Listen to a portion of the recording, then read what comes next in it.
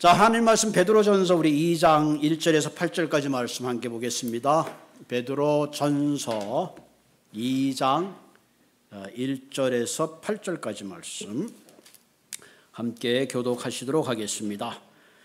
그러므로 모든 악독과 모든 기만과 외식과 시기와 모든 비방하는 말을 버리고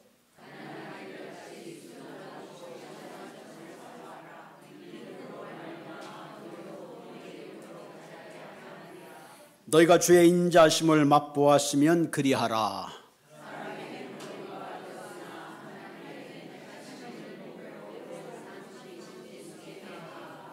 너희도 산돌같이 신령한 집으로 세워지고 예수 그리스도로 말미암아 하나님이 극비수게 받으실 신령한 제사를 드릴 거룩한 제사장이 될지니라.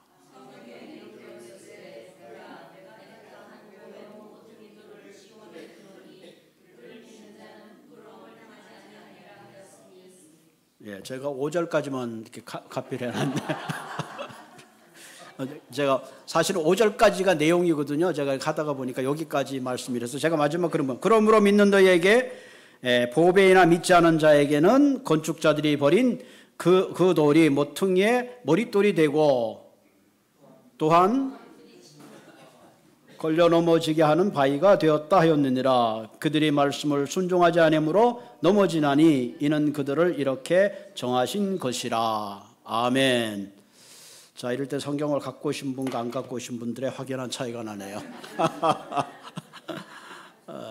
오늘 설교 제목이 신령한 저절 사모하라. 좀 그 제목이 참 좋아요. 저절 사모하라. 그래야지 성장한다. 그런 얘기를 하고 있는 거죠. 여러분 20세기 최고의 영성학자인 리처드 포스터가 우리 시대를 한마디로 이렇게 표현했어요. 피상성의 시대다. 피상성의 시대다. 그에게는 한마디로 깊이가 없고 진지하기보다는 즉흥적이고 감정적이며 도발적이다. 참 그런 좀 공감을 하게 돼요. 요즘 뉴스 보면 왜 이렇게 총기 사고가 많이 일어나고 도둑질이 많이 일어나는지 너무 도발적인 그런 걸 많이 느껴요. 뭐 심지어는 어떤 그 주얼리 가게는 뭐 20명이 떼강도가 들어가지고 털어가는 모습을 보면서 야, 사람들이 왜 저러는가?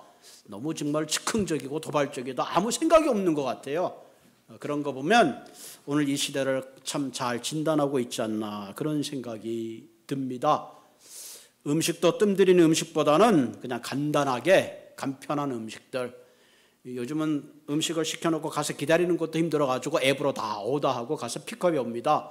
이제 그게 숙달이 되다 보니까 가서 음식을 오더한 다음에 기다리면 옛날엔 그래도 기다렸는데 요즘 굉장히 조바심이 나더라고요. 점점 우리의 마음이 조급해지는 것 같아요. 영화도 요즘 영화들이요 생각하는 영화가 없어요. 보고 나면 뭘 봤는지 기억이 안 나. 한참 보긴 봤는데 내용도 줄거리도 생각이 안 나고 막 여기저기 막 쿵쾅쿵쾅 하다가 끝나버려. 옛날에는 우리 뭐 바람과 함께 사라지다 뭔가 좀 그런 의미 있는 그런 영화들이 있었는데 기억나는 배너 이런 좋은 영화들이 요즘은 안 만들어지는 것 같아요. 그죠? 공상과학적인 거 뭐 그런 영화들이 많이 생겨나고 있습니다. 그러다 보니까 점점 우리가 생각하는 것보다는 감정적인 피상적인 삶으로 변해가고 있습니다. 요즘 카톡들 여러분들이 많이 쓰고 있는데 요즘은 카톡 글씨 쓰는 것도 뭐 힘들어서 딱 꼭 한번 보면 그냥 그림이 한 장 딱 와서 무슨 이모티콘 그런 걸로 서로 이제 주고받는 그런 시대에 살고 있습니다. 어떻게 보면 오늘 이 시대는 생각하는 삶보다는 느껴지는 삶, 심지어는 편안한 삶을 넘어서 기분대로 살려고 하는 그런 시대에 우리가 살아가고 있습니다. 한 6, 7년 전인가요? 가주 UCLA에 박사과정을 받고 있는 인도의 사르크르 학생이 그 실험실에서 자신을 지도하고 있던 부교수인 리얼 스콜 크리거라는 그 사람을 총으로 살해하고 자신이 자살했습니다.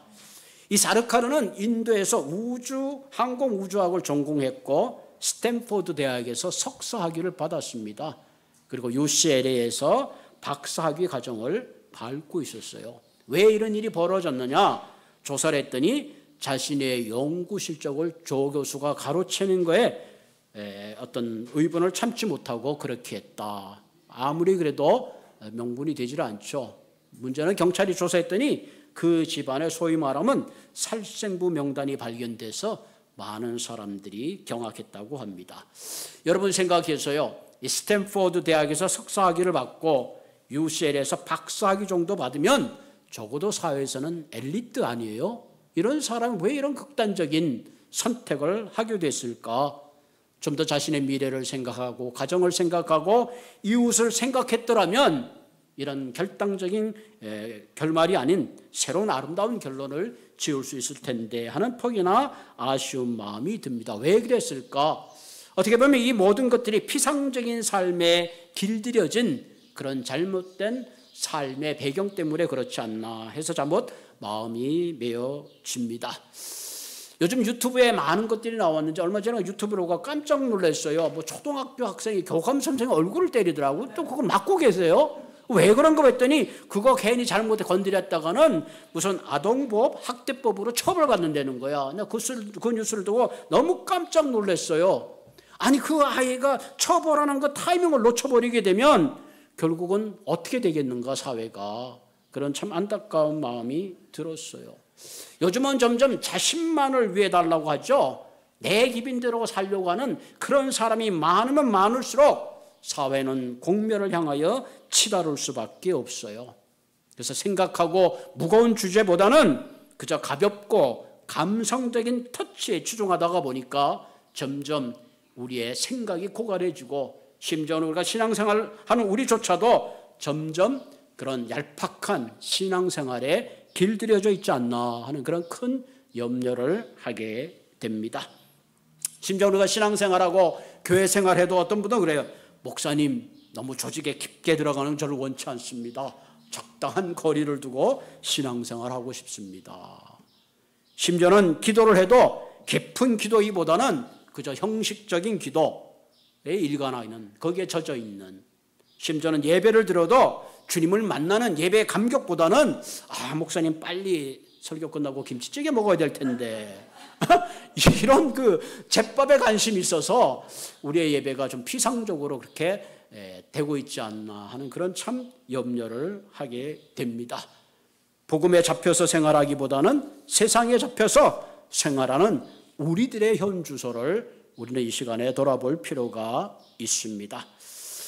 The Boy Who Came Back from Heaven이라 알렉스 마켑이라는 이 천국을 다녀오는 한 소녀의 이야기가 2010년도에 베스트셀러가 된 적이 있어요. 그것도 탄데일이라는 북출판사에서 발급된 거예요. 그런데 문제는 나중에 이 책이 한참 팔리고 많은 사람들이 막 큰 공감대를 가지고 믿었는데 나중에 알고 봤더니 그게 사실은 아니고 다 지어낸 공상적인 이야기다. 그런 얘기가 나왔어요. 왜 이런 일이 일어나는가? 크리스찬인이라고 하지만 우리의 신앙생활을 너무 수박 겉핥기로 하고 있기 때문에 어떤 센세이션한 그런 거에 우리가 너무 미혹당하고 있다 하는 겁니다. 그래서 오늘 이 아침에 우리의 신앙이 이런 그 추상적인 영성보다는 깊은 참된 영성으로 한 걸음 들어가는 그런 분들이 되기를 주님의 이름으로 부탁을 드립니다. 그 오늘 본문에는 우리가 수박 겉핥기식은 우리의 신앙을 어떻게 하면 내면이 깊은 하나님이 기뻐하는 그런 영적 성장을 가지고 올 수 있겠는가 하는 겁니다. 오늘 본문 2장 1절에 보면 그러므로 모든 악독과 모든 기만과 외식과 시기와 모든 비방하는 말을 버리고 2절에 갓난아이 같이 순전하고 신령한 젖을 사모하라.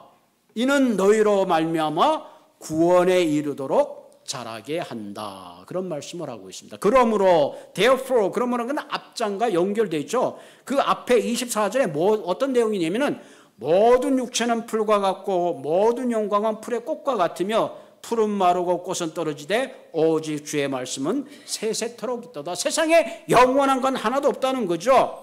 육신도 세자 안 하고 아름다운 꽃도 시들어갑니다. 그러나 하나님 말씀은 영원토록 있다. therefore 그러므로 너희는 모든 악독과 기만과 외식과 시기와 비방하는 말을 버리고 온전히 신랑 건자를 사모하고 구원에 자라가라. 그렇게 도전하고 있습니다. 여러분, 우리가 예수 그리스도를 믿고 구원을 받는데 여기서 구원에 자라가라는 말은 뭐예요? 우리가 예수를 믿고 하나님의 자녀가 되었으면 이제는 성숙의 자리로 나아가야 된다. 그런 도전을 하고 있습니다. 여러분, 우리가 그리스도를 믿음으로 아들의 명분을 얻습니다. 대단한 거죠. 우리가 하나님의 자녀가 되는 거죠. 다시 말하면 내 안에 그리스도의 영이 들어와서 이제 하나님의 아들 되는 것을 우리로 하여금 확신케 합니다. 그것을 우리는 born again, 다시 태어났다. 그렇게 말씀합니다. 즉 육신적으로 우리가 부모의 DNA를 타고 태어났지만 영적으로는 예수 그리스도를 믿음으로 말미암아 내 안에 그리스도의 영이 들어옵니다. 그래서 하나님께서 우리를 양자의 아들 되게 하신 거죠. 그걸 영어로는 우리가 justification by faith라고 해요. 믿음으로 우리를 의롭게 여기셨다. 의로운 사람이 아닌데 예수 그리스도께 내 죄를 대신하여 죽음으로 내가 그것을 믿을 때에 하나님께서 그것을 보시고 우리를 의롭게 여기셨다. 한국말로 칭의라 되죠. 칭의, 그렇게 말합니다. 대단히 놀라운 사건이죠. 내가 하나님의 자녀가 되었다는 굉장한 놀라운 사건입니다. 그런데 문제는 이 놀라운 사건에 머물지 말고 이제 우리가 아들의 명분 되었고 하나님의 자녀 되었으면 이제는 너희들의 라이프 스타일이 그리스도를 닮아가는 삶으로 성장해야 된다. 그런 도전을 하고 있습니다. 다시 태어났단 말은 모든 것이 새롭게 변화되는 것을 의미하는 거죠. 여러분, 어린아이가 엄마 뱃속에서 출생했으면 젖을 먹고 딱딱한 음식을 먹고 교육을 받고 한 사회인으로서 성장해야 되고 더 나아가서는 한 가정을 이루고 또 다른 하나님의 어떤 생육하고 충만함으로 나아가야 되는데 그 아이가 성장하지 못하고 있다면 얼마나 참 답답하겠습니까? 그런 의미에서 오늘 본문은 우리들에게 그런 도전을 하고 있습니다. 구원에 자라가라. 더 이상 유아적인 모습에 머물지 말고 당을 짓고 분내고 눈앞에 이익에 매여 사는 현세적이고 피상적인 상태에 머물러 있지 말고 구원에 이르도록 자라가야 된다. 그런 말씀을 하고 있습니다. 자, 그럼 우리가 그리스도의 성숙, 구원에 이르도록 자라가기 위해서는 세 가지를 중요하게 얘기하고 있는데 첫째가 신령한 젖을 사모하라. 두 번째가 뭐냐면은 인자심을 맛보아라. 세 번째가 산돌이신 예수께 나오라 그랬습니다. 여기 보면 사모하라, 맛보라, 나오라 그러는 거죠. 자라가기 위해서는 끊임없이 행동하는 변화를 이야기하고 있습니다. 그때 비로소 우리는 그리스도 안에서 성숙된 모습으로 자라갈 수 있습니다. 그럼 우리가 첫째가 말씀을 사모하라, 젖을 사모하라 그랬죠. 이 사모한다는 말은 갈망한다는 표현입니다. 내 마음속에 무엇인가 갈망함이 있을 때 우리의 삶에 변화가 일어납니다. 2절에 보면 그러므로 모든 악독, 모든 기만, 외식, 시기, 모든 비방하는 말을 버리고 그러니까 신령한 젖을 사모하기 위해서 가장 먼저 우선돼야 되는 게 뭐냐면은 이런 모든 악독적인 것을 버려야 된다는 거예요. 악독이라는 건 뭐예요?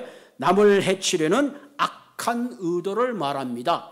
그 악독에는 기만이라는 건 뭐예요? 한마디로 다른 사람을 속이는 거죠. 겉과 속이 다른 걸 말합니다. 앞에서는 칭찬하지만 뒤에서는 그 사람을 욕하는 거죠. 이 기만입니다. 두 번째는 외식은 한마디로 척하는 거예요.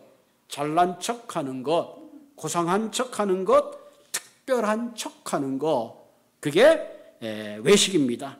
세 번째 시기라는 건 다른 사람을 깎아내리죠.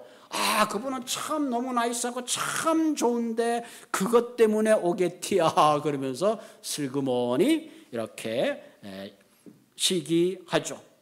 그 다음에 네 번째는 그 비방하는 말, 상대에 있어서 과장하고 중상하고 모략하는 이런 모든 것들이 악독입니다.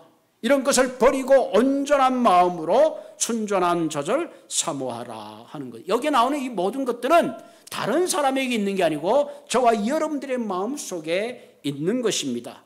어쩌면 이런 것들에 우리는 너무 많이 길들여 있어서 이런 걸 눈치채지 못하고 살아갈 수가 있어요. 그런데 문제는 이런 모든 악독을 버릴 수 있는 힘이 우리에게는 약합니다. 그래서 먼저 이것을 채우기 위해서는 신령한 젖을 사모함으로 채워지게 되면 이런 육신적인 갈망들이 물러가는 거예요. 다시 말하면 어둠을 이기는 최선의 방법은 빛이 들어올 때 어둠이 사라지는 거죠. 갓난아이처럼 순전하고 신령한 젖을 사모하게 되면 어둠의 빛이 밀러가고 내 안에 심령의 아름다움으로 채워진다, 그 말을 하고 있습니다.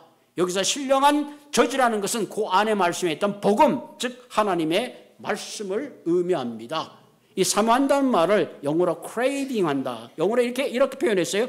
crave pure spiritual milk.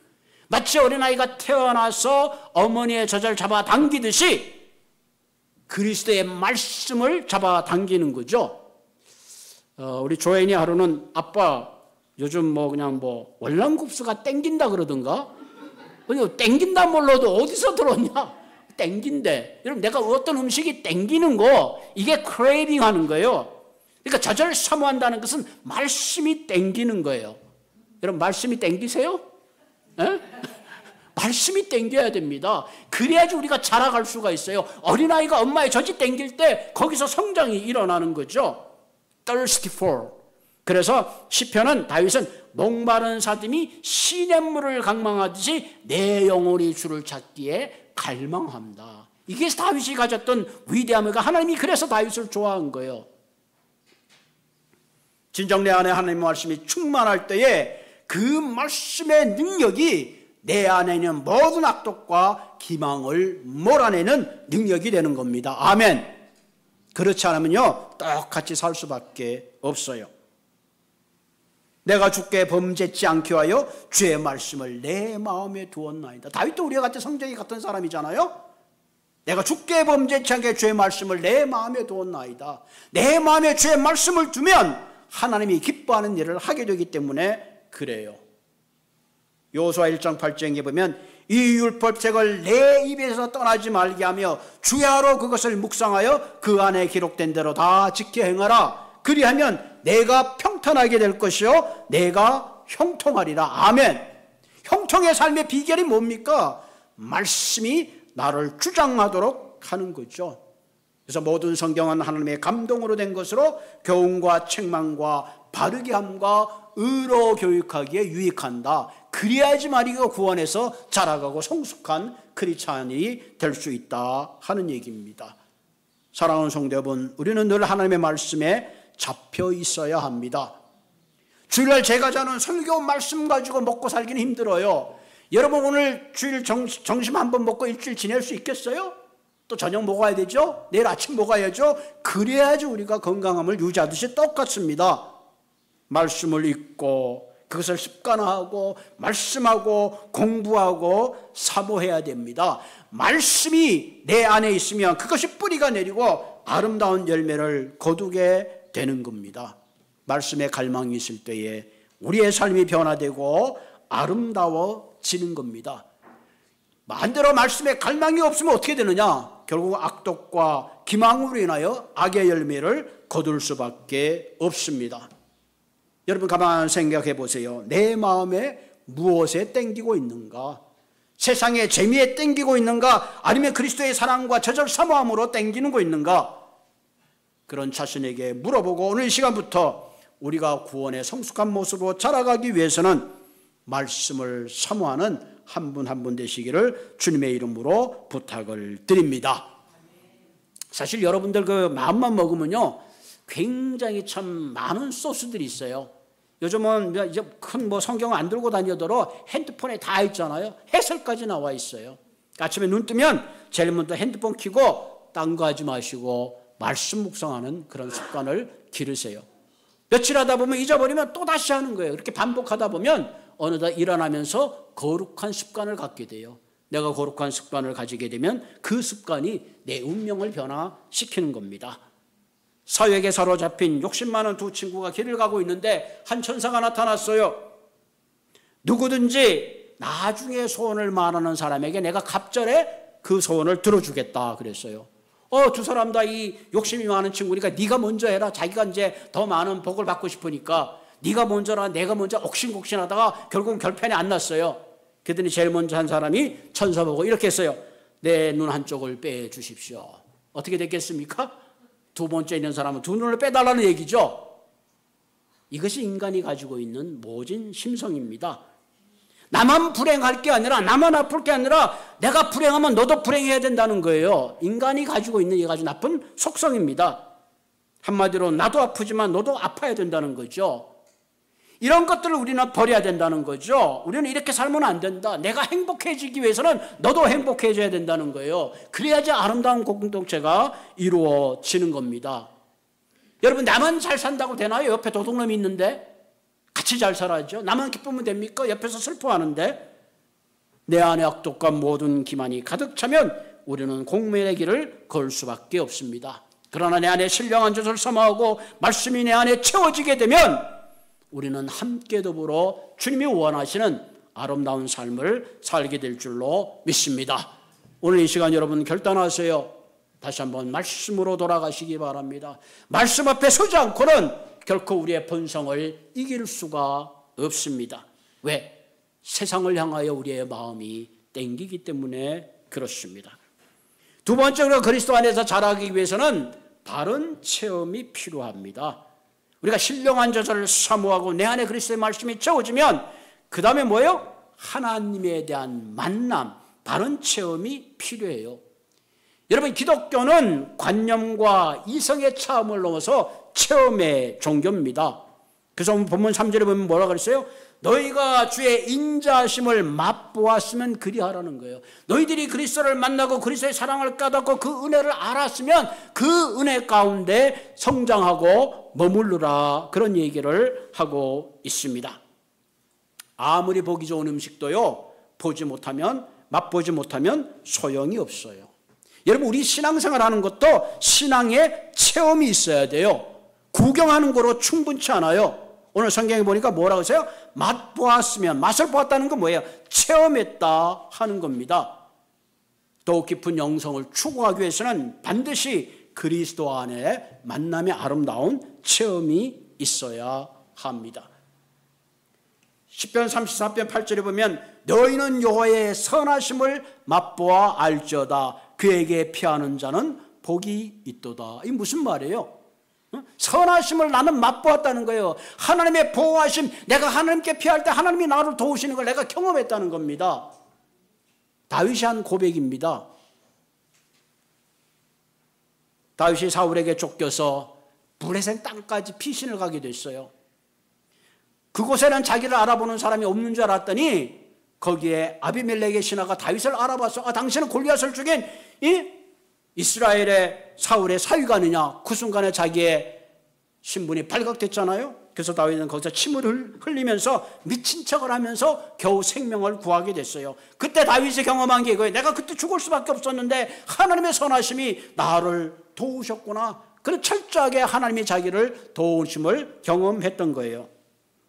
그래서 시편 34편 9절에 이런 고백을 합니다. 너희 성도들아, 여호와를 경외하라. 그를 경외하는 자는 모든 좋은 곳에 부족함이 없다. 10절의 말씀을 제가 참 좋아하는데 젊은 사자는 궁핍하여 줄지라도 여호와를 찾는 자는 모든 좋은 곳에 부족함이 없으리로다. 아멘. 어떨 땐 젊은 사자도 뛰어가다가 막 먹이를 놓칠 때가 있어요. 그러나 여호와를 찾는 자는 모든 좋은 곳에 부족함이 없으시로다. 왜? 다윗은 10년 동안 도망자의 생활을 했고 그때마다 아둘람굴에서 사울의 모든 죽음의 그 기회에서 하나님이 그를 건져주시고 마침내 그를 이스라엘의 왕이 되게 하신 거예요. 자기 인생을 돌아보니까 하나님의 체험이 너무너무 큰 거예요. 그래서 이런 거를 남긴 겁니다. 여호와를 경외하라. 그러면 너희 모든 것에 부족함이 없을 것이다. 그렇게 말합니다. 우리의 신앙이요, 내가 하나님을 직접 경험하지 않으면 결코 내 신앙이 아닙니다. 하나님은 선하신 분이야. 이 교리적으로 아는 것도 중요해요. 신학적으로 아는 것도 필요해요. 그러나 하나님의 선하심을 맛보아 알아야 합니다. 하나님이 내 인생 가운데 이렇게 도우시고 이런 경험이 있었구나. 반드시 그런 신앙의 체험이 있어야 합니다. 여러분 기도도 마찬가지예요. 내가 어떤 것을 기도했더니 하나님 내 기도에 응답하셨다는 그런 걸 경험하는 사람은요, 기도하지 말라 그래도 와서 기도해요. 그런데 그런 경험이 없는 사람은 기도하라 그러면 뭘 기도해야 되는지 몰라요. 기도 시간이 너무 힘든 겁니다. 왜? 기도의 응답에 경험이 없어서 그런 겁니다. 사랑하는 성도 여러분, 우리의 신앙이 물가에만 맴도는 신앙이 아니라 깊은 바다에 가서 하나님의 놀라운 보호하심과 은혜를 체험하시는 한 분 한 분 되시기를 주님의 이름으로 부탁을 드립니다. 무엇보다도 우리가 구원에 자라가기 위해서는 1차적으로 건강한 갈망이 있어요. 말씀을 사모하는 갈망이 있어야 돼요. 두 번째는 하나님의 은혜와 사랑과 보호하심과 인도하심을 맛보는 그런 체험이 있어야 합니다. 그리고 맨 마지막 세 번째는 산돌이신 예수 그리스도 앞으로 나아가야 합니다. 이것을 우리는 바른 원천 가운데 나아가야 된다. 생명의 복, 능력의 근원 되시는 산돌이신 예수 앞으로 나아갈 때에 우리의 신앙이 자랄 수가 있습니다. 4절에 보면 사람들에게 버림받으었으나 하나님께서는 택함을 입은 보배를 이룬 사람들이신 예수님께 나아가. 그 다음 뭐예요? 너희도 산돌같이 신령한 집으로 세워지고 예수 그리스도로 말미암아 하나님이 기쁘게 받으실 신령한 제사를 드린 거룩한 제사장이 될지라. 예수님이 우리가 구원에 이르도록 자라게 하는데 어디까지? 거룩한 제사장이 되라 하는 거죠. 예수님이 이 땅에 오셨을 때에 세상 사람들은 예수를 버리셨잖아요. 그래서 십자가에 버리셨지만 하나님께서 그를 구원하시고 부활하시고는 말미암아 사망의 권세를 이기시고 그분으로 하여금 리빙스톤, 산돌이 되게 하신 거예요. 다시 말하면 산돌이 되었단 말은 사망과 죽음의 권세를 깨끗이고 영원한 생명의 능력이 되었다. 그 생명의 능력이 우리 안에 있기 때문에 우리 안에 신령한 집으로 우리는 세워져 나아가야 된다는 사실입니다. 거룩한 제사장으로 선다는 건 뭐예요? 세상과 하나님을 연결하고 죄인과 하나님을 연결하고 사람과 사람을 그리스도의 사랑으로 연결하는 그런 삶이 되어야 된다 하는 겁니다. 그러기 위해서 1차적으로 우리가 말씀을 사모하고 바른 체험이 있고 그리고 산돌이신 그리스도 앞에 나아갈 때에 동시에 우리는 거룩한 제사장의 책임이 있다 하는 겁니다. 여러분 아직도 그리스도 예수를 맛보지 못하고 인생의 많은 문제 가운데 살아가는 절망 가운데 살아가는 얼마나 많은 사람이 있습니까? 주님은 이런 인생을 당하여 오늘도 주님 초청하고 계십니다. 수고하고 무거운 짐진 자들아 다 내게로 와라. 내가 너희를 쉬게 하리라 그랬습니다. 사랑하는 성도 여러분, 주님 앞에 나아갈 때만이 우리가 구원 앞에서 성숙하게 자라갈 수 있습니다. 때때로 무거운 짐 나홀로 지고 견디다 못해 쓰러질 때에 주님께서 우리를 도우시고 우리를 붙드시고 우리와 함께해 주십니다. 그러므로 구원에 자라가는 한 분 한 분 되기 위해서 건강한 갈망, 하나님에 대한 체험, 산돌이신 예수 그리스도 앞에 나오시는 한 분 한 분 되기를 주님의 이름으로 부탁을 드립니다. 같이 기도하겠습니다.